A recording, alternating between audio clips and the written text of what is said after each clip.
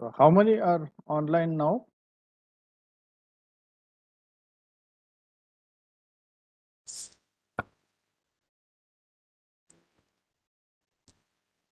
One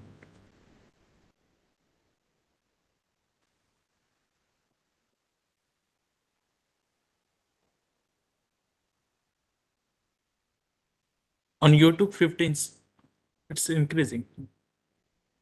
Yeah, you tell me once it hits 50, you tell me, I'll start. Yeah.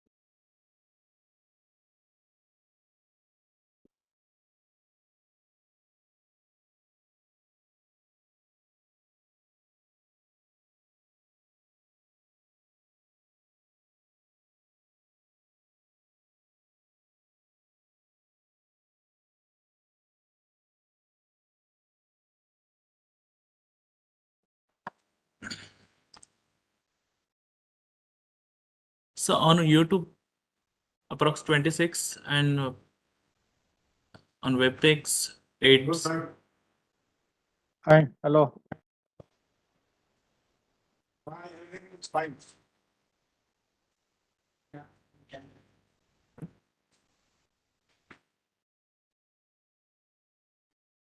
Yeah, start. Maybe another 2 minutes.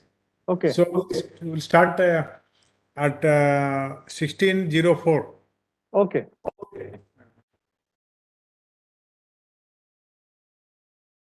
वहाँ क्यों हम track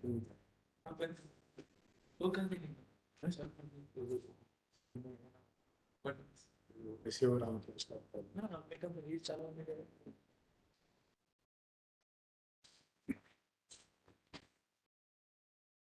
खाना खाना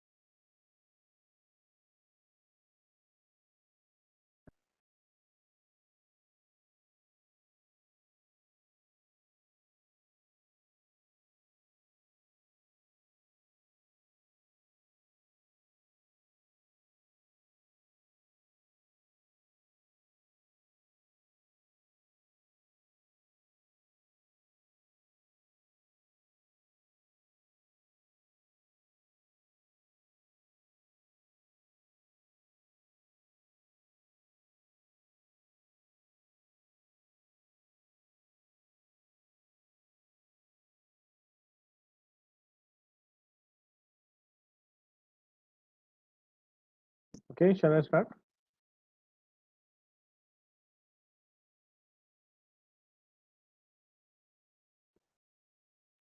I think yes, you can start now. Okay, thank you.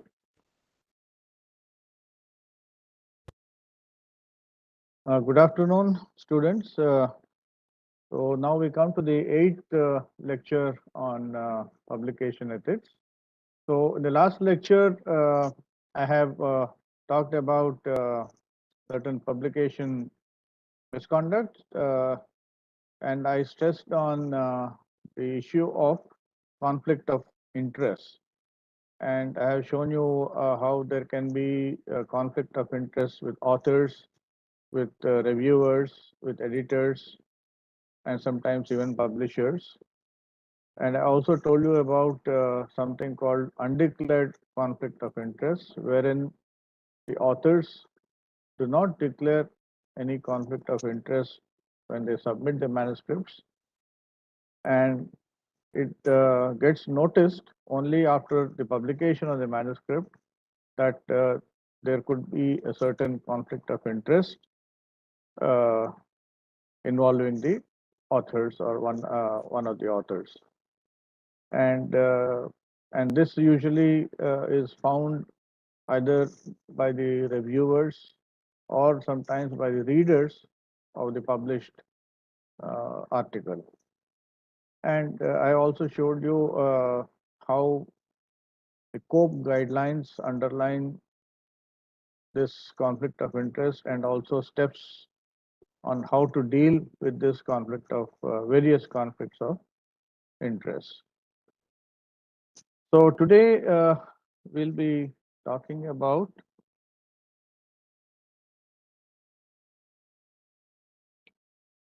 uh, publication misconduct, but now what are the various issues that lead to unethical behavior, and how does this violation of publication ethics come comes about?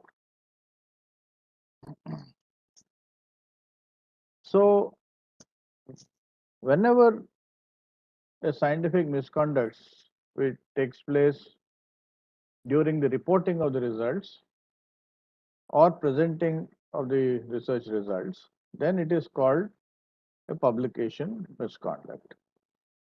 And what could be this scientific misconduct? It could be, as I told you earlier, the big three: fabrication, falsification, plagiarization, then selective reporting, then certain authorship demands, which I will be dealing in this lecture, and unethical or reciprocal reviewing, editorial bias. These are things which I'll be dealing with now. Conflict of interest, I have already talked about. Misleading data, also I talked about. Credits and ethical clearances, which I will talk about in this lecture, and the other personal bias also.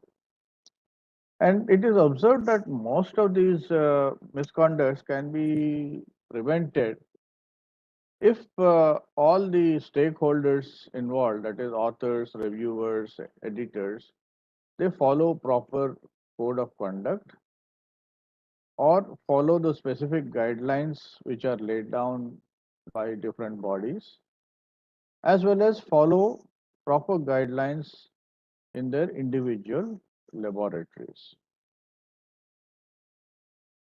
And what could be the result of these misconducts? First of all, what happens is that the overall research community gets harmed,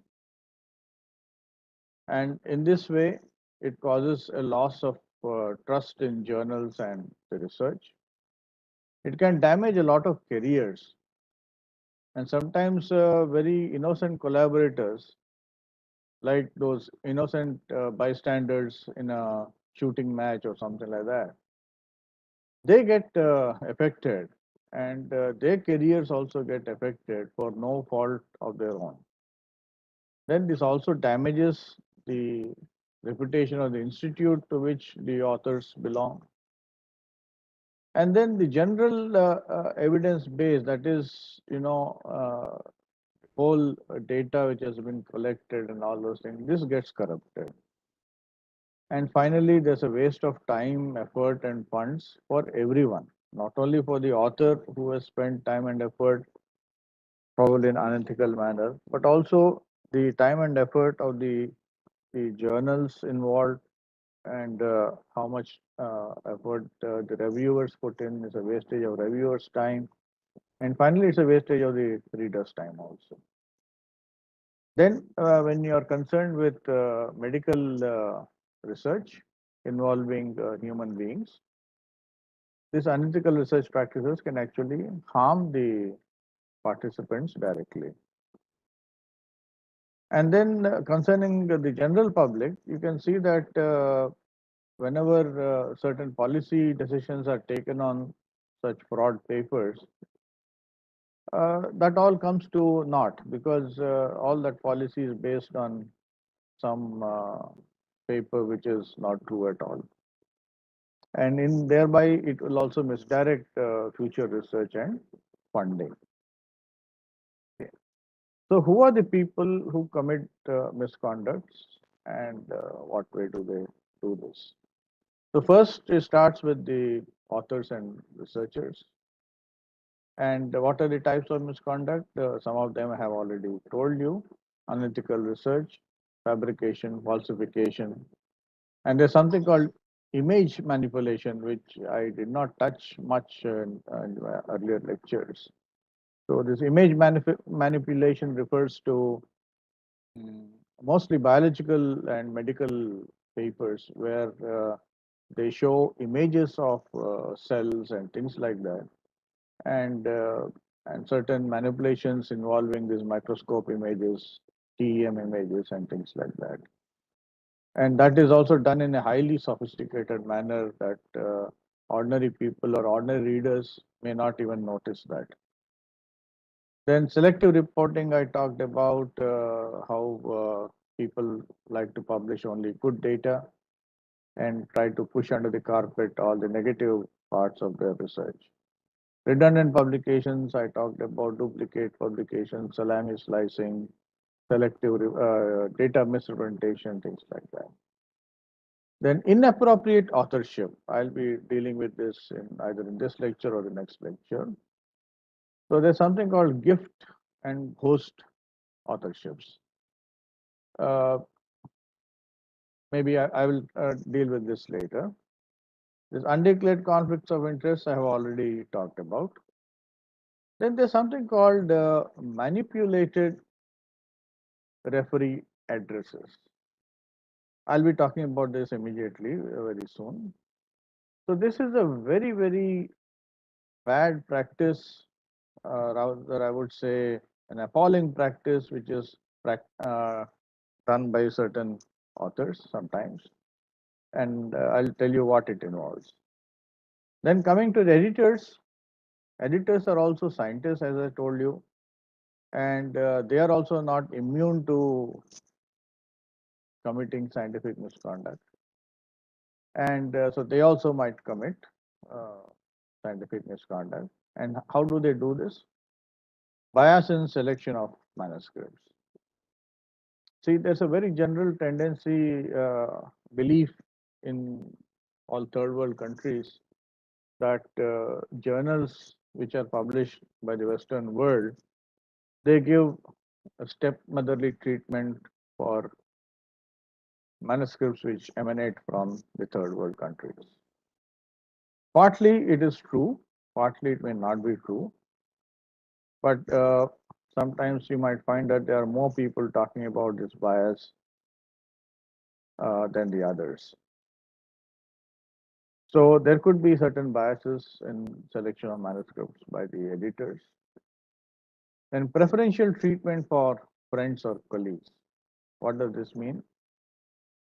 So again, if the editor happens to feel that, look, if a paper comes from, a manuscript comes from, say, a particular university X, which could be either in his own country or in his own part of the world, then he may have a higher tendency to believe in the truthfulness of the manuscript rather than a paper which comes from, say, a third world country and he may not be so believing about such a manuscript. Sometimes it just happens. I mean, people have uh, experienced this. And also, he may have his own friends in the community which he would like to support, or his own scientific colleagues which he may would like to support, in spite of whatever be the kind of manuscript which lands up with him. Then breaching of confidentiality. See, the moment manuscript lands up on the editor's table, there is something called a confidentiality clause. See, from that point onwards, whatever actions are taken on that manuscript till it gets finally published in the public domain, all the processes must be kept confidential. Like who are the referees, then what are the referee comments, and of course, the referee comments are shown to the author, but the names are not shown to the author. So referee comments and all these things are kept confidential till finally the say the manuscript is accepted or rejected or whichever thing happens. Then sometimes editors they themselves could be reviewers also, and sometimes if they receive a paper for review from a journal which is sort of a rival journal for him, then he may intentionally delay the review of that paper so that he can score over the other journal. He may want to publish more papers in that particular area from his own journal rather than a competing journal publishing those papers. So these are intentional delays. So this way, editors also can commit misconduct, publication misconduct. Then the reviewers. Reviewers, it's a very tricky situation here because if the reviewers, they're supposed to be the umpires in the game or the judges on whether a particular manuscript has been is acceptable or not acceptable, etc. But if they themselves have biases, and they are also, mind you, scientists themselves, and they could be working on exactly similar research areas or topics, and if they happen to lay their hands on a manuscript which uh, directly is similar to the research which he himself or herself is carrying out, then there could be a temptation to plagiarize that text or plagiarize the idea of that manuscript or sometimes even the data of that manuscript and publish on his own. And sometimes the reviewers can have these what are called as undeclared conflicts of interest, which I told you about. And again, the reviewer is not supposed to tell anybody that he is reviewing a particular manuscript. It is absolutely a confidential thing which he has to keep himself. And again, as I told you about the editors, the reviewers also can intentionally delay the review if it happens that he is working on exactly the same topic or similar topic, and he also wants to publish those results. And mind you, this has happened to many people, especially from India. I can vouch for it that a person from India sends a manuscript to a foreign journal, and he finds that the reviewer is taking an unnaturally long time, say 1 month or 2 months or even sometimes more. And by the time the manuscript is either accepted or rejected or whatever, suddenly you find that someone has published exactly the same kind of results in some other journal. So this is nothing but the reviewer himself being an unethical person has simply tried to delay the action on the manuscript for which has been sent to him, and in the process publish his own work first. Then publishers, the publishers they are in a slightly higher level because these are the people who actually run the journal, but they also are scientists sometimes, and they can also do this plagiarism and all the other similar things which I told you about for reviewers and editors. And finally, the funding agencies. See, the funding agencies, there's a peculiar situation.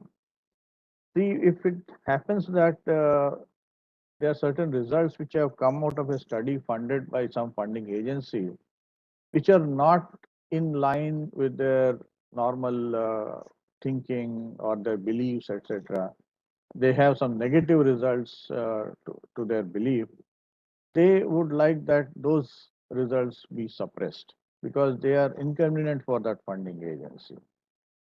And they can either suppress or they can delay the publication on a manuscript, or sometimes they may not give the authors access to the data.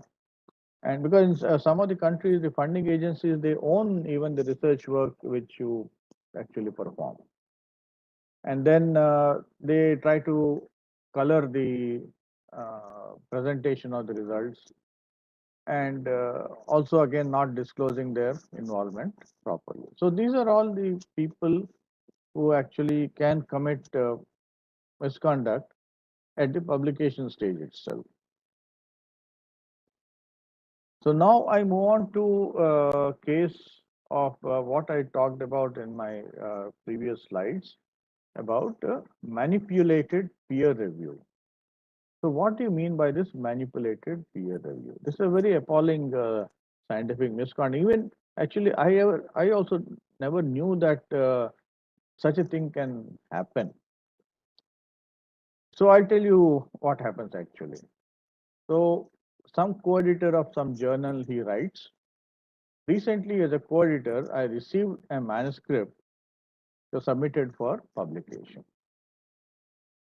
And the authors of the manuscript, they recommended two reviewers along with their Gmail accounts and affiliations.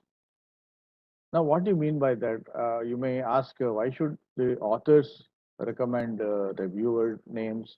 It's a job of the journal or the editor, isn't it? Now, what has happened is in the recent times, especially, if you take, say, any of these popular journals, say, for example, say Physical Review B or maybe Journal of Physics or the British Medical Journal, for example, they typically publish maybe around 5,000 to 6,000 papers per year. And now, to these published papers of 5,000, 6,000 papers, the total number of manuscripts which would have actually landed and would have been at least 4 to 5 times these numbers, okay, in a particular for the whole year. So what does this mean? This means that every day these highly sought after journals, high impact journals, they could be getting manuscripts to the order of maybe around 100 or 200 manuscripts per day. They'll end up on the editor's table. So in such a situation, it's extremely difficult now for the editors to select. Of course, first they will have some kind of a filtering process by which they will automatically throw out certain manuscripts which they feel that it's not suited for their journal. In spite of that, they are still left with a large enough number of manuscripts for which now they have to assign referees. So this is a huge task. Okay, like assigning at least two referees for each manuscript, and then writing to them, asking them whether they will be willing to referee, etc., whether they will be accepting this manuscript for refereeing. So this process takes a very long time, and sometimes the reviewers may say that no, this is not in my area of research, so I may not refer this paper. So it has to be sent to another person. So to circumvent this problem, some of the journals, not all, okay, some of the journals have started asking the authors themselves to suggest some possible reviewers for their manuscripts.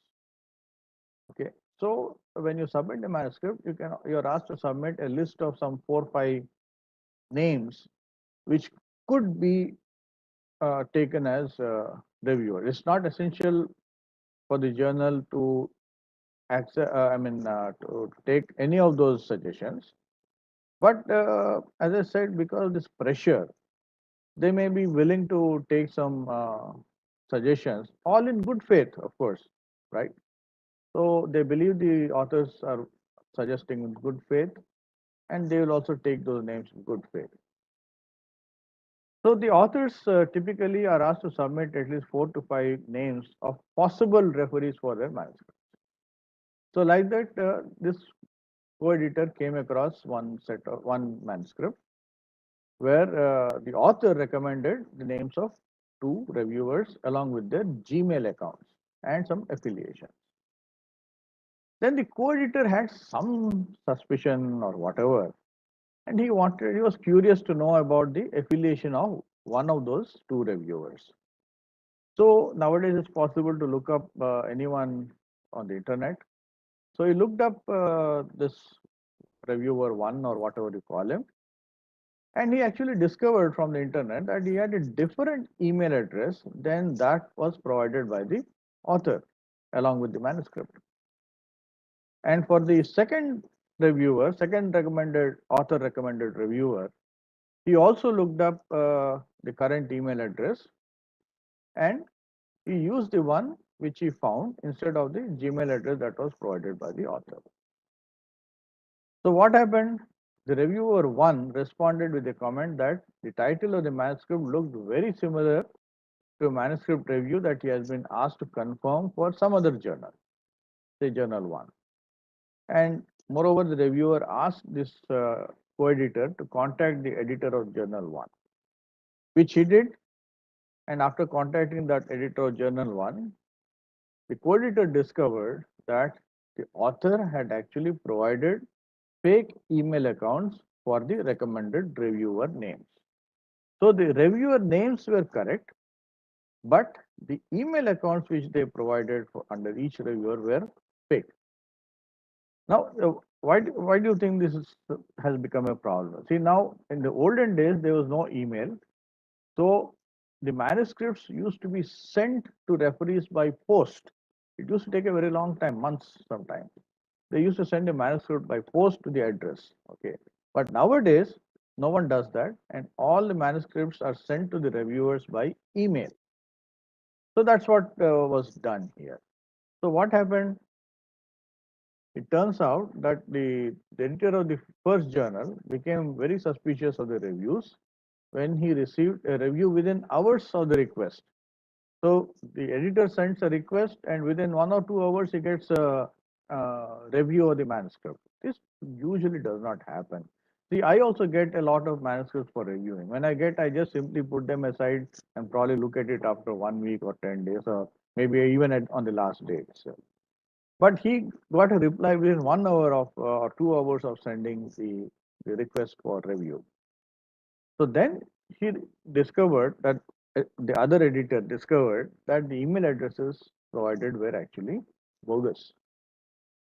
And then the reviewer too declined his co-editor's request to review the manuscript. And just to test that the email which was provided by the author was a bogus email, he sent a request to that bogus email. There also he found that this co-editor found within hours he received a review.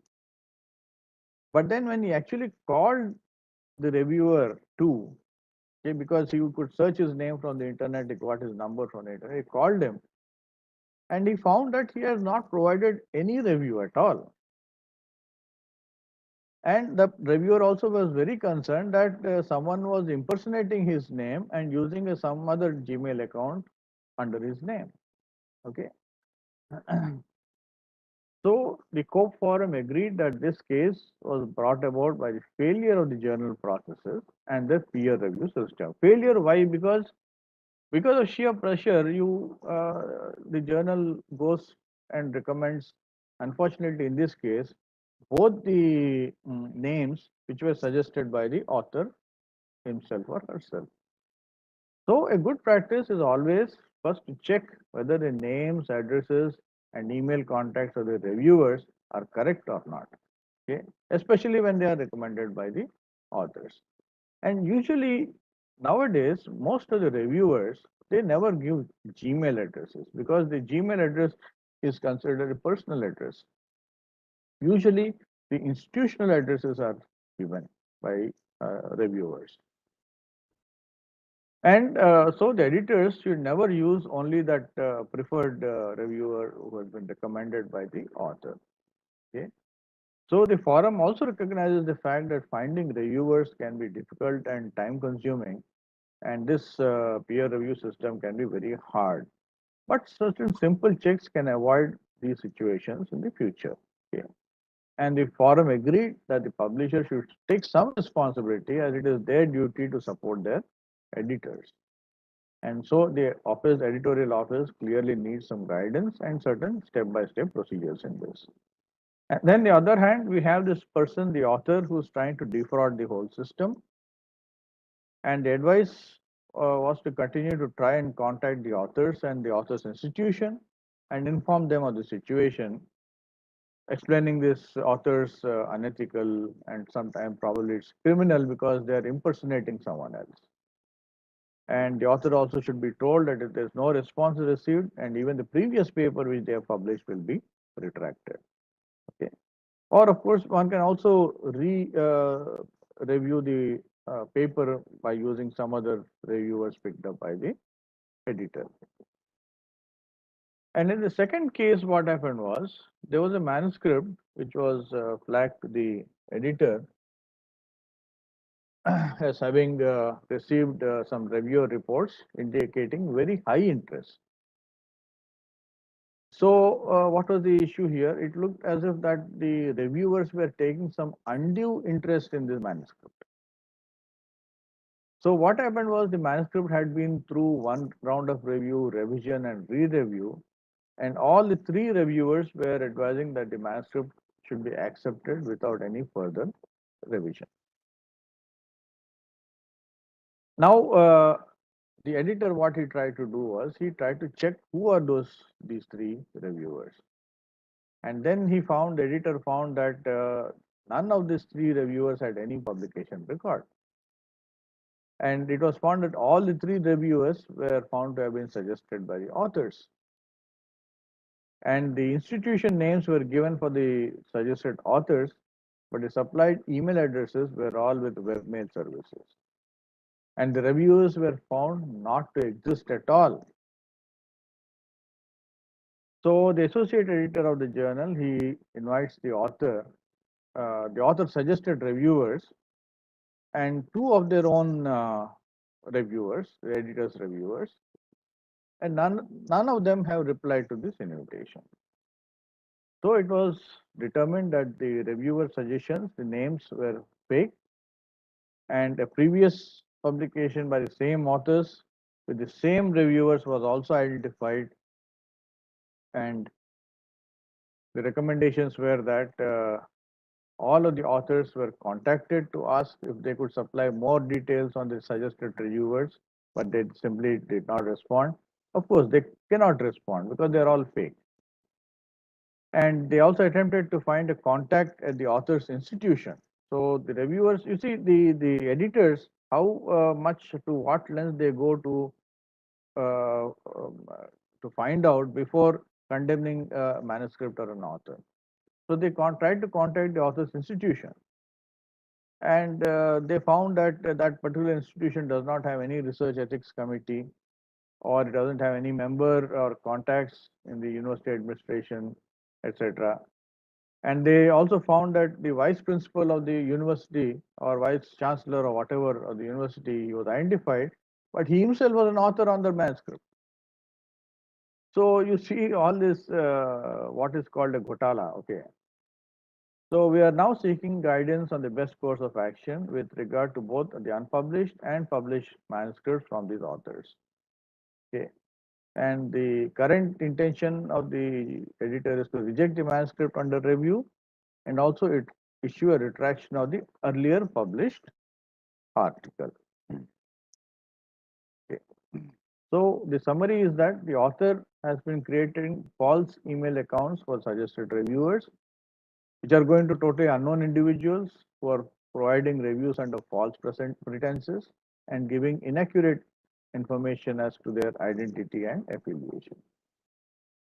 So the outcome is that this particular author was banned from publishing anymore in that journal, and also not only this journal but also the other journal where he had already published, that also he has been banned from publishing in that journal also. So the court agreed that this was a very serious form of misconduct and could be criminal because the people here are actually impersonating identities, which is a criminal offense. Okay. So the editor reported that the author had his paper published in another journal, and now he plans to write to the other editor asking him to check the reviewers on the manuscript. So, see, the person has not stopped at this point. So he has already tried in one journal. He found that they have found him out. So he has simply or shamelessly taken the manuscript and sent it to another journal. Okay. So that is how things work. So what are the causes for these kind of misconducts which people do? So first, this is about medical research, wherein for undertaking any medical research involving living beings, one has to first make an application, what is called uh, ethical application, ethics application. And sometimes what people do is they fill up these applications in a very vague manner. And sometimes they finish the study and then they send a backdated ethical application and an approval. Okay. Then you can also have the case where you try to deliberately ignore or hide certain findings just to enhance the impact of the publication. So another rather bad practice is to carry out the research by using very junior people, junior academic people, and also try to offload teaching assignments to the mentees or the students. Another unethical practice is demanding authorship from the students' work, even if they had no input into that research work or the publications also. Okay. So demanding authorship is another kind of scientific publication misconduct. Then again, expecting certain individuals like professors, etc., to have authorship in almost every single manuscript produced in the laboratory. This kind of situation is very often noticed in our country, unfortunately, where there in a number of groups you find that the head of the group insists that his name is added to any publication which is emanating from that group or division or department, immaterial whether he has contributed to that or not. Then again, selectively trying to take application from mentees or collaborators for internal funding. See, if you're in a position of power, you may also have access to enough grants. And trying to see grants are supposed to be disbursed fairly. So here also you can be unfair and try to show partiality in selecting applications from mentees or collaborators for funding. Then again, as a reviewer, you try to purposely delay the reviewing decisions to make sure that their own papers are first published. It's a very pernicious practice. And then agreement between people saying that will be friendly reviewers on each other's manuscripts. That is, I scratch your back, you scratch my back, kind of attitude. So you review your friend's manuscripts and your friend reviews your manuscripts that way. Then we can have authors who are purposely identifying themselves within the manuscript by quoting their previous publication in terms saying our previous study has shown. What does this mean? See, this refers to what is called a double blind manuscript or a publication process. So what do you mean by a double blind publication process? When the author submits his manuscript along with his name and affiliation, when the manuscript is sent to the naturally the authors are never told who are the reviewers unless the reviewer himself informs the author, breaking confidentiality. So that is called a single blind process. So the author doesn't know who are the reviewers. But now if the reviewers are also not made aware of the names of the authors and their affiliation, then this is called a double blind process. So in this double blind process, the author is not expected to in any way or make an attempt to reveal his identity to the reviewer. So if he writes a line like this, that our study has shown so and so, so and so, and gives a to this line, what he's trying to do is he's trying to show his identity, which in principle he should not do if it is going to be a double blind process. So this is another kind of publication misconduct. Okay. So you have all these kinds of social influences. You have greed, egos of people, then sometimes self-justification, self-use, then no control on your own self-control.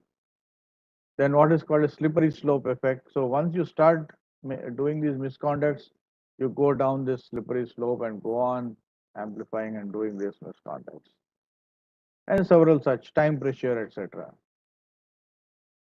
So they found that actually exposure to the group members who misbehave or to people who benefit from unethical actions, greed or egocentrism, okay, this actually increases unethical behavior. And they found in contrast, employees who are constantly reminded about morals and moral ethics. I mean, I'm talking about scientific ethics, and also the individual's willingness to maintain a positive self-view. It's shown that it decreases unethical conduct quite a bit. So, how should journals uh, react in this situation? What could be the steps which journals should take to prevent this publication misconduct? So the journals must have fairly robust and well-described practices for all areas within this COPE core practices. Okay. So this COPE core practices have now become sort of a gold standard for all editors and scientific journals. So it really matters for the authors that they should also follow these scope guidelines and find out about these practices. And then the journals for their on their part, they must be very transparent about how they are dealing with the manuscripts. Okay. And so what do you mean by saying transparent about the process? That means they should let the author know that, look, at this point of time, your manuscript is with this reviewer. And at this point of time, the manuscript has come back with certain comments, and you will be getting the comments very soon. And if it is accepted, this is the stage at which the manuscript is. So that kind of a transparency has to be maintained. And so the peer review process, which I just now described, that also has to be a transparent process. That means the author must know. Okay, he doesn't have to know the names of the reviewers, but at least he should know that the manuscript is at that point of time at that stage with the reviewers. And then also the journals must have processes where they can through which they can respond to allegations of research, allegations in publication, and also this review misconduct. It could be before the publication or also after the publication.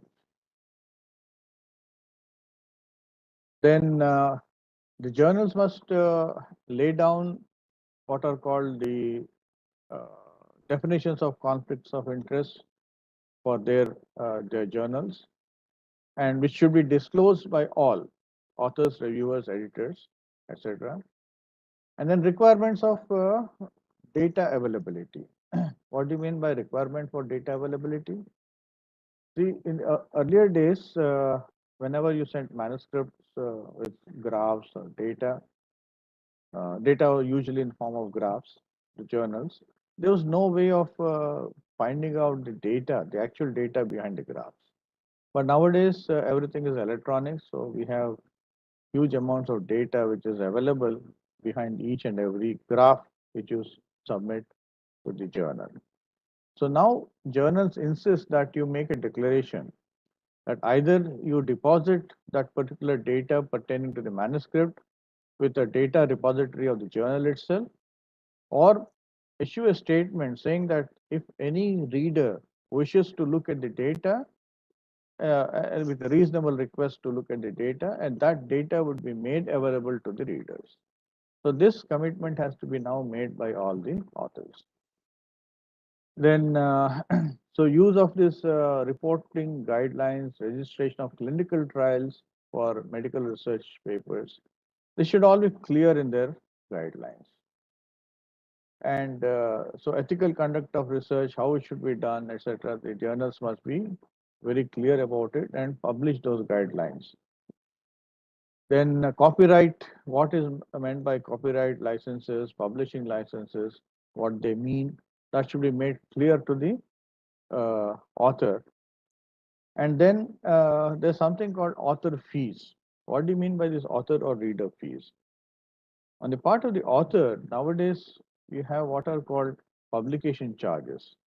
That means the author can pay a certain amount of money to the journal to speed up the publication in print of his paper. And so they are called publication charges. So if you pay the publication charges, the printing process, the whole process of an accepted manuscript becomes very fast. And the reader fees, what is the reader fees? Reader fees means unless you pay for the journal, you will not be able to read the journal or that article. You students, for example, you are in the DA institutions, individual DA institutions, and most of the DA institutions, they subscribe to the journals of their interest, and you will be able to access these journals through your institution. Okay. But a normal general reader may not be able to do that. So unless you pay for it. And there are certain journals called open access journals, which I'll talk about later, which charge a fairly high amount of fees, publication charges on the authors. And once the author pays those publication charges, this particular paper will be, if it is published, will be available to anyone who is surfing the internet. Okay. So it's free of charge. So like that, there's again transparency of journal management, which is required for running the business model, etc., and all those things. Okay. And again, there's something called a post-publication debate. That means whenever there is a comment or an argument about the scientific nature of the paper which is published, so the journal must have a clear policy on how to manage those issues. And there could be corrections, there could be also retractions. Okay.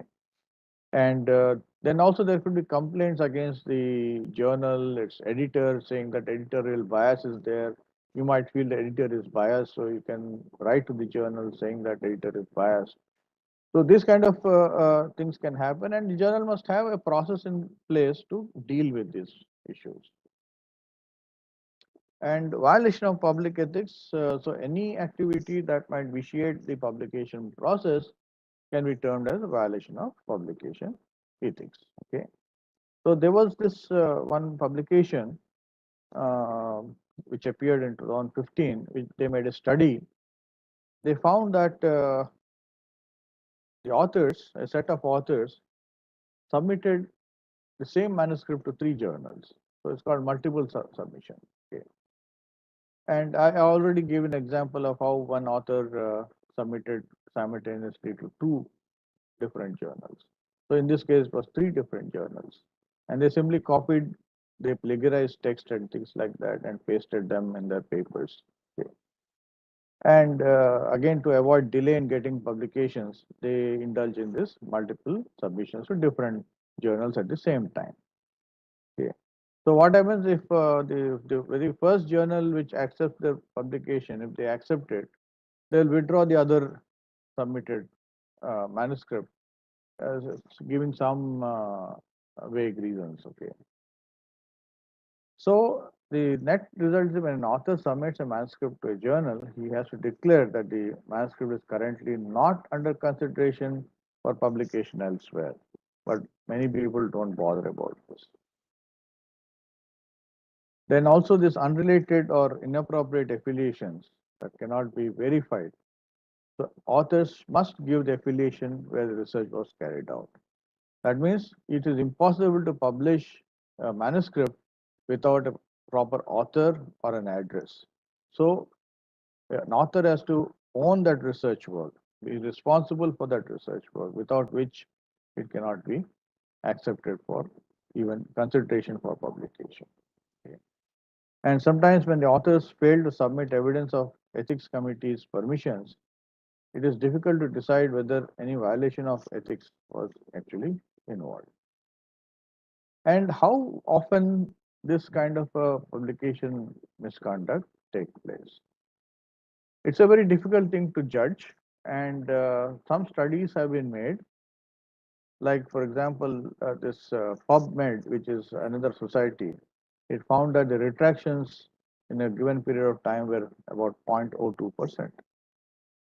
And the United States ORI, Office of Research Integrity, they found that it's between 0.01 to 0.001%. So that puts a number as 1 in 10,000 or 100,000 scientists. And in Journal of Cell Biology, they found that image manipulation occurrences were around 1%.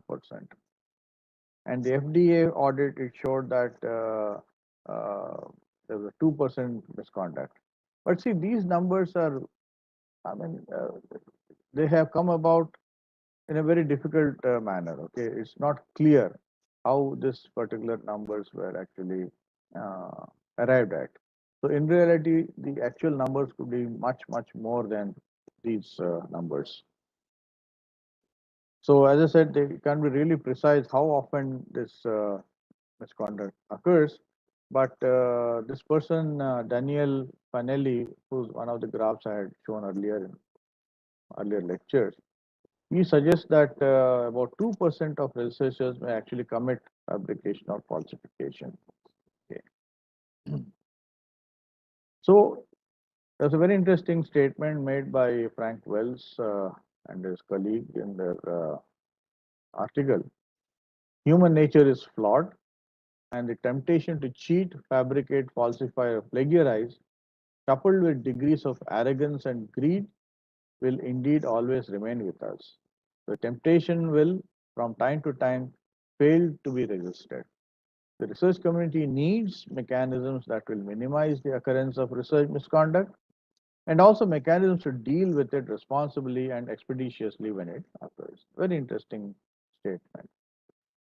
So, can the journals really prevent this publication misconduct? So, if the authors are carrying out misconduct, the journals can discourage by providing enough information, raising enough awareness, and listing the author's contributions. And they can also ensure a requirement of this conflict of interest disclosure and appropriate approvals and permissions for this standards for research. They can also encourage post-publication debate, like comments, etc., on papers, and they can also provide guidance on authorships. And they can also screen for plagiarism, redundant papers, and image manipulation. And the reviewers, the journals must discourage and prevent misconduct by reviewers by requiring conflict of interest disclosures and explaining the expectations regarding confidentiality and also the time within which they should respond with their reviews. It's a very important aspect. And the editors themselves, the journals should discourage and prevent misconduct by editors. And the way they should do it, they should have processes for handling these editors and editorial board members' conflicts of interest and publishing these conflict of interest for all decision-making editors. Okay, so that was as far as the publication misconduct at the reviewing stage and editorial stages. Now we come to what are called authorship issues. Complaints and appeals I'll try to cover in the next lecture, but I'll try to finish the authorship issues in this lecture. See, again, you can see that whenever you see research activity these days, it's mostly done by big groups or even small groups, or some groups. And this is carried out in a collaborative mode, wherein two or more persons, they actively contribute to the research activity. There are certain areas where even people, they do research singly or on their own. Mostly that is found in the area of theoretical research. But most of the experimental research activity is carried by groups involving a principal investigator and a set of students or collaborators and things like that. And whenever such a research activity is carried out, the logical conclusion of the research activity is that it should result in a manuscript which is to be submitted into a journal for publication. Now, when you submit a manuscript to a journal, one of the most important component of the manuscript is the list of authors. Not only the list of authors, even the order in which the names appear in the list of authors. So both these things are very important. So what is this authorship? What is meant by this authorship, and why should it be a matter of concern or importance? Okay. So then for this we need to find out who can be an author, who qualifies to be an author, and then once you qualify to be an author or a list or a set of authors, what should be the order of the author list? So the ICMJE has defined authorship as this. Authorship confers credit and has important academic, social, and financial implications. Authorship also implies responsibility and accountability for the published work. So the following recommendations are intended to ensure that the contributors who have made substantive intellectual contributions to a paper are given credit as authors, but also that contributors credited as authors understand their role in taking responsibility, each of them, mind you, and being accountable for what is published, again, each of them.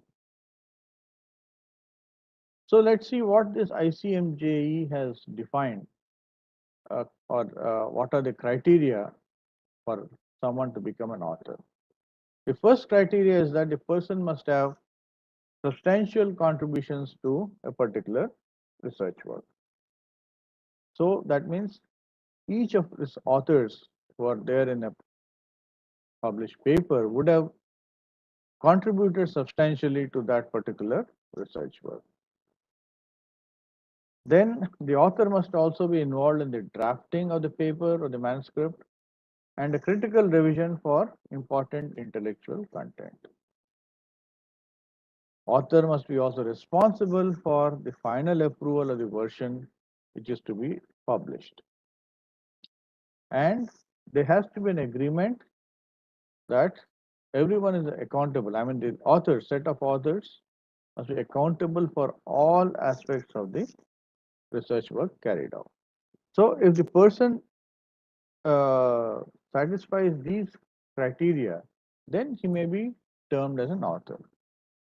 And if the person does not uh, satisfy any one of this, even one of these criteria, then he cannot be termed as a, or he is not eligible to be called as an author. So now you can see the statements which I made, that there are people who had no contribution to a particular research work but still insist because of their power to have their names in the research work. So that's an unethical author. So who should be an author and who should not be an author? Now you have to look at a group of people who are contributing to a research activity. The first person is the supervisor or the head of the laboratory, or it could be called a section head or whatever, or the group head. So he becomes the prime person because he is the principal investigator. He gets the grants and then he designs the research work, idea, etc. So he contributes that way.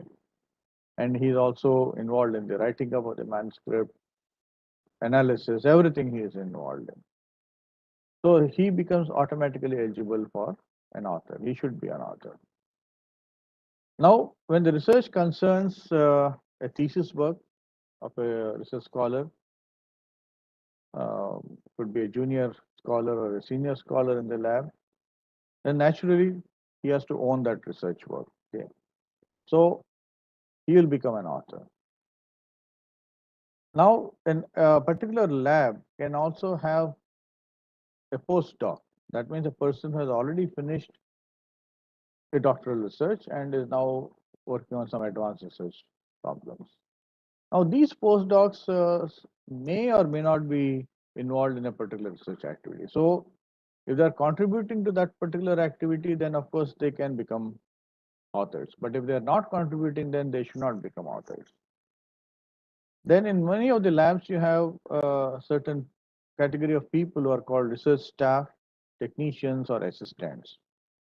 Now, the main job of such people would be like maintenance of instruments or routine uh, taking of measurements or repair of certain instruments and things like that.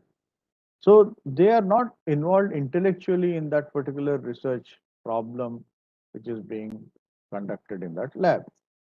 They may be doing maintenance of the equipment, they may be even taking data down, but they have no other role to play. They are like being paid to do a certain routine job. So such people in general should not become authors. But if they do contribute intellectually to the research activity, of course, then they should also be considered as authors. Then other colleagues in the department, if they are collaborating in that research activity, yes, they can become authors. Otherwise, they need not be authors.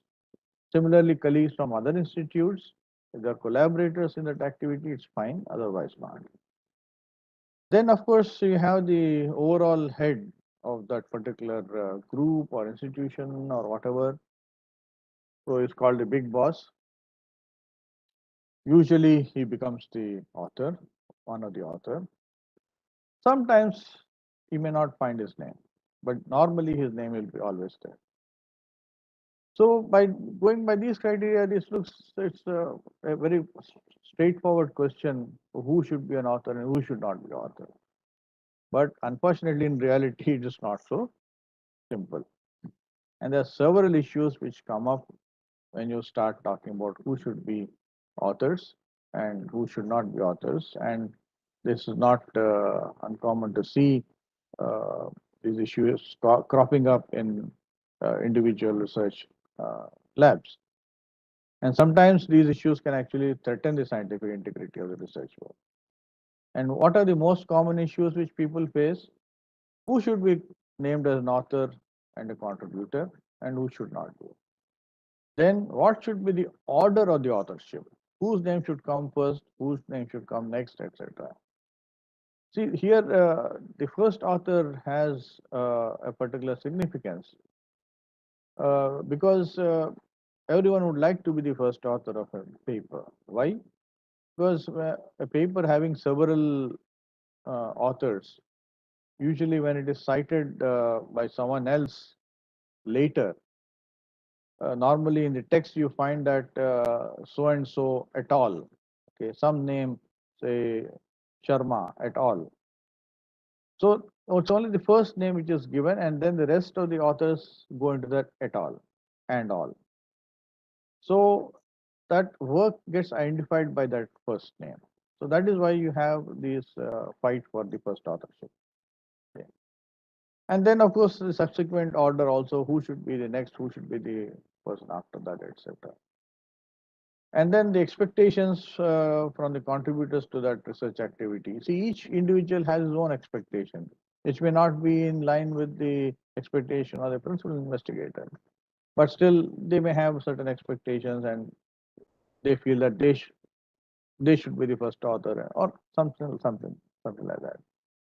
And then there could be intellectual property and confidentiality issues which could also affect the publication. So this intellectual property has been dealt with by another professor, and you would have immediately connected this to that and seen how intellectual property also matters uh, in this issue. And what happens when authors lie? Okay, so when do they lie? So authors, they lie when they include names of people who took little or no part in the research activity. So this is called a gift authorship. Okay, so you're just gifting the authorship on a platter to a person has not contributed at all, but probably happens to be a friend of the uh, main head of the lab, or for some other reason. Or you try to omit names of the people who actually contributed to the activity, but for some reason they don't want the names to appear in the list. So this is called a ghost authorship. So there are reasons for which they don't want their names to appear, but it could jeopardize the publication of the manuscript. Then you can have unfair omission of people. Okay, unfair omission of people who actually contributed substantially to the research work. Okay, this also you can see instances happening in our country also quite often it happens. So these are called orphan authors. And then there are authors whose names are appended without their knowledge at all. So you suddenly decide that look, I know this person, he is an expert in this area, and I'll just simply put his name and later maybe tell him or not tell him, that depends. And put his name in the manuscript. So you're basically just like that, adding a name just to increase the star value of your paper. Okay. So that's also it's an unethical practice. Okay. So how do you define this? Ghost authorship. They have contributed to the work, but they are not listed. Why? Because they want to hide some conflict of interest from the editors, reviewers, and readers. And what is the solution for this? The corresponding author must confirm that all who deserve authorship are listed, and he should explicitly give a conflict of interest declaration, and then you must have ethics training, collaboration with universities. Then guest or gift authorships, which I just now talked about.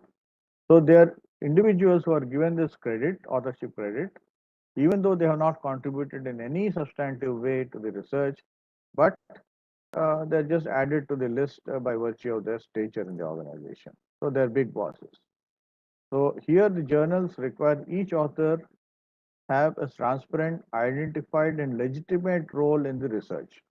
And how do they identify that? I'll show you a little later. Orphan authorship, I told you that people who have worked really for the paper, but then finally they find that the names are omitted at the final stage. So the corresponding author must confirm that all who deserve authorship have been listed. So he has to make a commitment here to the journal that all those people who deserve authorship for this particular manuscript have been included. So that particular statement he has to make. So that later, if someone comes up and says that, look, I contributed, but my name was not included, then this author can be taken to task. Forged authorship. So unwitting authors who had no part in the work at all, but their names are appended without their knowledge just to increase the star value or likelihood of publication. Then how do you overcome this issue? The journal independently contacts all the authors and asks them to confirm and acknowledge that they have contributed to the work. So once this is there, you cannot have a forged authorship. So now you come to the question of who gets the credit. Again, as I said, the contributors' expectations levels, they exist to different degrees, and it varies between disciplines, countries, and cultures, etc. So it is always better to discuss these authorship issues at the beginning of the project itself. But this is easier said than done. Okay. And such discussions actually clarify roles and responsibilities, and they can also minimize heartburn later and increase motivation of people. And some of the major questions that can be trashed out in such a meeting, is basically before submission or presentation, who will be the authors and who will be acknowledged as contributors. So then who will be the first or corresponding author? And see, there can be a first author who need not be the corresponding author, and there can be a first author who is also the corresponding author. And then what is the order of the authorship? And then the responsibilities and expectation of each contributor to this work, intellectual property, which I talked about. And then who is the person who gets to decide where that manuscript should be sent for publication? Okay. So all these things must be thrashed out much before, so that there are no issues of conflicts at the later stages. Okay. But then the thing is that unfortunately all these contributions and the roles is a dynamic process. They keep changing as a research activity progresses. So sometimes a person who is forefront at the beginning may have to back out because he suddenly hits a roadblock, he cannot proceed further. So someone else who can do the work much better than him. So that responsibility shifts to the other person. So these things can change during the course of the research activity itself. So it is a little difficult to evaluate the contribution from each person until the final version of the manuscript is known. Okay. So there is a need to reassess these authorship roles whenever these kind of changes take place. And then special care must be taken to protect the research students. See, research students are the most disadvantaged in the whole uh, setup because yeah, I'll just take 1 minute more and stop. Because the research students, they don't have any power. They cannot really speak against their supervisors. And in this process, they can actually become vulnerable to exploitation. So there must be enough care taken to uh, protect uh, the students or the research students, JRFs, etc. Okay, I'll stop here and I'll continue in my next lecture. So please let me know if anyone has any specific uh, questions here at this stage.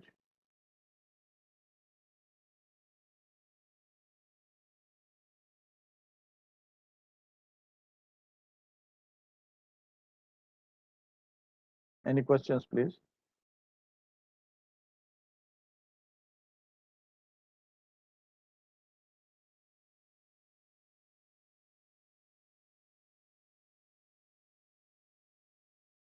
I don't see anything in the chat box here.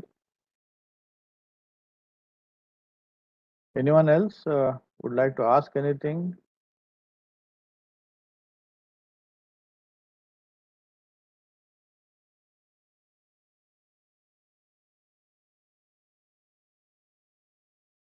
Okay, let me check with HBNI. Any questions in the YouTube or otherwise? Do make again.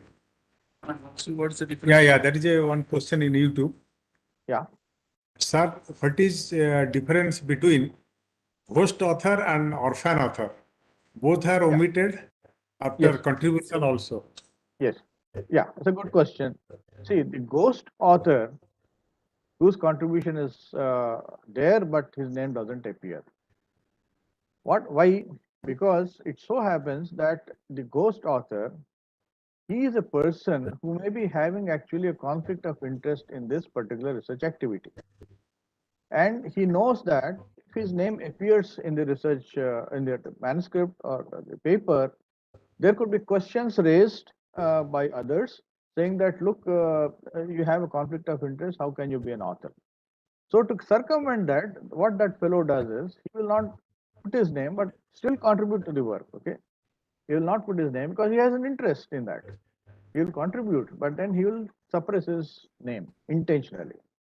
The orphan author is the more serious problem, where typically, per se, a student has contributed a lot in a particular research activity, but when the paper gets, when the manuscript is written up and sent for publication, he finds that his name is not included in the publication. So that is what is called an orphan authorship. Okay, so there are two different things here. Is it that ghost author is by choice, whereas orphan Sometimes. author?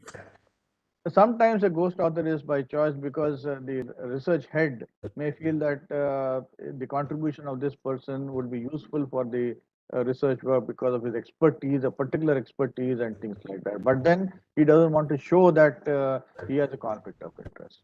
That's right. Okay. Okay. Okay, sir. Thank you. Thank you very much. So, see you next lecture. Okay, thank you. Bye. Yes. I think correct from there.